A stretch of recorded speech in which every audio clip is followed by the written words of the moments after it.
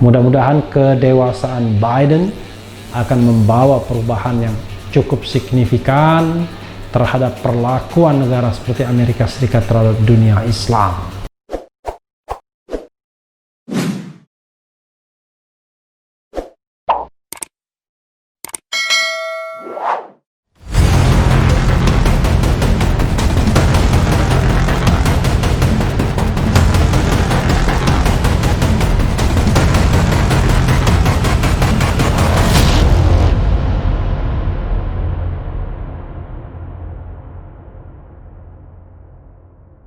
Assalamualaikum warahmatullahi wabarakatuh, Sobat RH sekalian.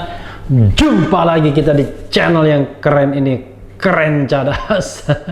Dalam kesempatan ini saya ingin turut mengucapkan selamat atas kemenangan Joe Biden sebagai Presiden Amerika Serikat, menggantikan Donald Trump. Nantinya akan disumpah atau di pengambilan sumpah pada tanggal 20 Januari tahun 2021 nanti, setelah berdasarkan berita terakhir yang mulai simpang siur awal-awalnya, tapi akhirnya bisa dipastikan Joe Biden mendapatkan 290 electoral vote, sementara jumlah minimal yang harus dikuasai adalah 270. Jadi Joe Biden dari Partai Demokrat akan menjadi Presiden Amerika Serikat, dan ini membalas kekalahan Hillary Clinton 4 tahun yang lalu atas Donald Trump dari Partai Republik. Nah, ada satu berita yang menarik tentang Joe Biden ini, Presiden Amerika Serikat yang ketika terpilih nanti atau disumpah nanti akan berusia 78 tahun, karena beliau kelahiran 20 November 1942. Luar biasa ya, lebih senior dibandingkan Donald Trump yang kelahiran 14 Juni kalau tidak salah ya, 14 Juni 1946. Jadi Donald Trump berusia 74 tahun ya. Joe Biden lebih tua sekitar ya hampir 4 tahun dibandingkan Donald Trump. Ini ada berita yang menarik ya. Terharu, Joe Biden bawa hadis Nabi Muhammad dalam postingan media sosialnya ya. Itu berita 7 November 2020, sebagaimana dimasukkan atau disebut oleh Cerdik Indonesia ya, pikiranrakyat.com. Cerdik Indonesia, Joe Biden, calon Presiden Amerika Serikat AS, mengejutkan umat muslim di dunia. Ia mengucapkan janji akan memperlakukan Islam sebagaimana wajarnya. Berarti selama ini tidak wajar. Hal ini Biden sampaikan melalui video YouTube. Saya berjanji kepada Anda sebagai Presiden, Islam akan diperlakukan sebagaimana mestinya, seperti keyakinan agama besar lainnya. Saya bersungguh-sungguh, kata Biden dalam video di YouTube Jumat 6 November 2020 ya. Bahkan dalam video tersebut Biden mengutip hadis Nabi Muhammad. Hadis Nabi Muhammad memerintahkan siapapun di antara kamu melihat kesalahan, biarkan dia mengubahnya dengan tangannya. Jika dia tidak mampu, maka dengan lidahnya. Jika dia tidak mampu, maka dengan hatinya, kata Biden. Ini titik komanya agak kurang bagus ya, komanya terutama.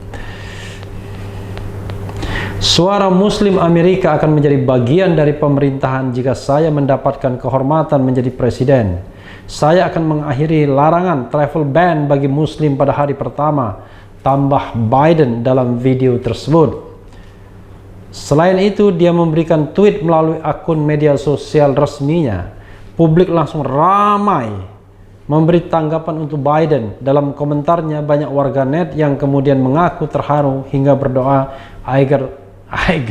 agar Biden benar-benar terpilih nantinya, dan memang terpilih akhirnya ya. Saya berjanji kepada Anda, sebagai presiden, Islam akan diperlakukan seperti kepercayaan konvensional lainnya. Joe Biden. Saya berharap dia akan menepati kata-katanya, cuit akun Iyam HBI, salah satu pengguna Twitter yang ikut menggugah video Biden. Jadi sobat RH sekalian, itu tadi janji Biden ya. Jadi memang di negara-negara Eropa yang kurang mengenal Islam, termasuk Amerika, apalagi Amerika Latin, memang Islam seperti diperlakukan sebagai agama yang penuh dengan wajah kekerasan ya.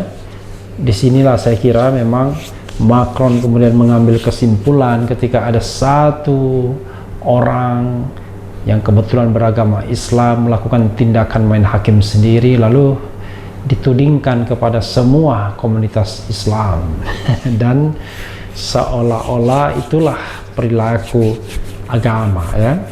Saya ingat ketika saya di Amerika Serikat, ada seorang Kanada yang mengatakan, mengomentari Al-Quran sebagai kitab perang katanya. Jadi pemahaman-pemahaman yang tidak komprehensif ini yang akan menyulitkan sesungguhnya. Jadi sobat RH sekalian, sebelum saya membahas lebih lanjut mengenai Joe Biden yang berjanji untuk memperlakukan Islam sewajarnya, fenomena politik terakhir ini memang dipenuhi kembali oleh jago-jago tua ya. Jadi jago-jago tua kembali memenangkan pertarungan dan kembali bertarung dalam kancah politik. Di Indonesia terjadi juga ketika jago-jago tua tidak beranjak sebagai calon presiden, seperti Prabowo Subianto misalnya, dalam usia yang sudah 60 tahun lalu, 68 tahun ya, karena tahun ini 69 tahun. Jadi Prabowo Subianto dalam usia yang 68 tahun bertahan menjadi politisi top, menjadi ketua umum Partai Gerindra hingga saat ini ketika berusia 69 tahun dan ikut pilpres, dan diperkirakan 4 tahun ke depan ketika usianya 73 tahun yang bersangkutan masih berminat untuk mengikuti pertarungan. Kalau berkaca pada Joe Biden yang berusia 78 tahun, maka usia Prabowo akan lebih muda 5 tahun dalam pertarungan pilpres nantinya. Lalu Presiden Megawati ya kelahiran tahun 48, tahun ini berusia 72 tahun ya, dan kemudian 4 tahun nanti baru berusia 76 tahun, juga di bawah Biden yang 78 tahun, menjelang 78 tahun.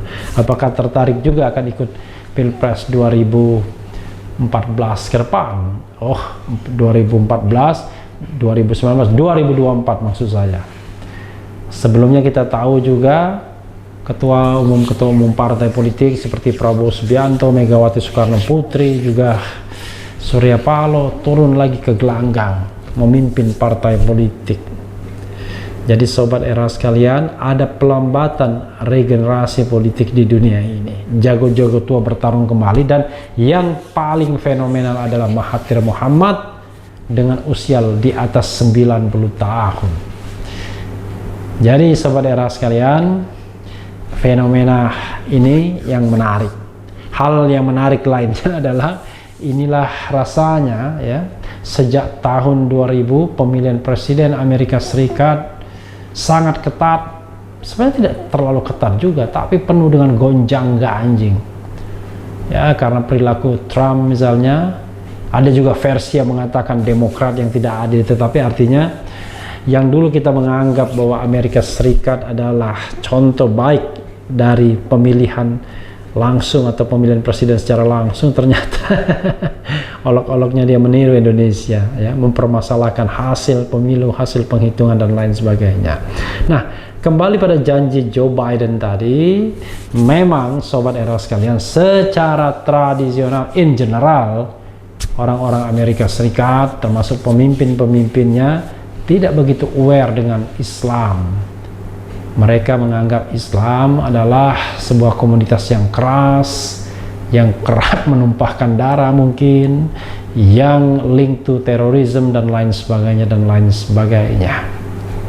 Sehingga sikap Islamofobia wajar terjadi di sana karena kurangnya pengetahuan terhadap Islam itu sendiri. Termasuk juga bahwa Islam di dunia tidak hanya Arab, tapi juga ada negeri seperti Indonesia yang in general, yang secara garis besar, secara umum Islamnya adalah Islam yang moderat. Kalaupun ada yang radikal misalnya, kalaupun ada yang katakanlah garis keras, itu sebuah link yang ya tidak terlalu lebar, kelompok-kelompok kecil saja sesungguhnya. Tapi secara umum Islam di kita di Indonesia adalah Islam moderat, Islam yang toleran dengan perbedaan-perbedaan. Apalagi kita sudah menerima Pancasila sebagai dasar negara kita. Nah, ketika Joe Biden berjanji untuk menempatkan Islam sebagaimana sewajarnya, lalu mengutip hadis Nabi mengenai sebuah kemungkaran yang harus dihentikan dengan tangan, dengan lisan, atau dengan hati yang menolak, itu luar biasa ya. Mudah-mudahan komitmen ini dipenuhi oleh Joe Biden. Dan Joe Biden bukanlah orang kemarin sore dalam politik Amerika Serikat.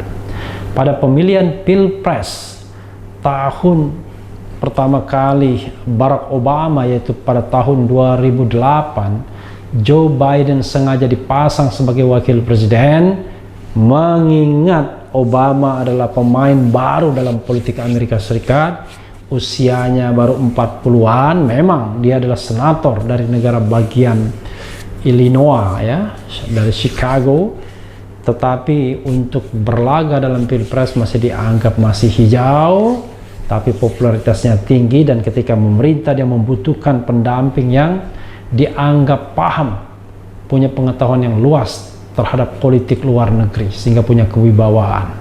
Maka dipasanglah Joe Biden sebagai wakil presiden.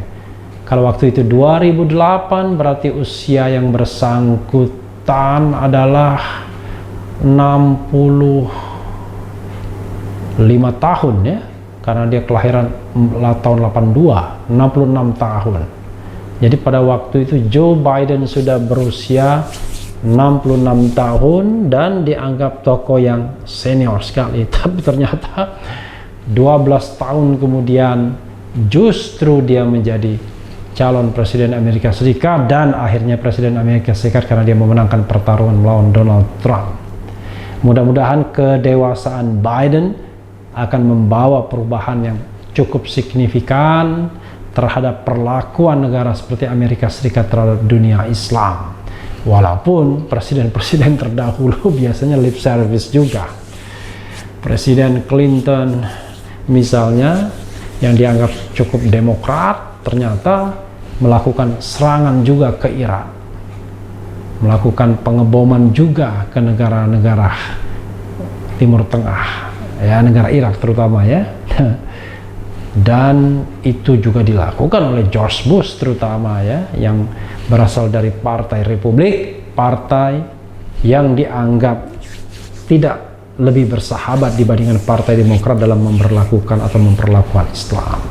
Nah, semoga Joe Biden menepati janjinya, dan semoga pula kepemimpinan di dalam negeri bisa merepresentasikan sebagai the largest Muslim country in the world, di mana kita adalah Islam terbesar, ya, massa Islam terbesar, warga negara Islam terbesar, penduduk Islam terbesar di dunia ini.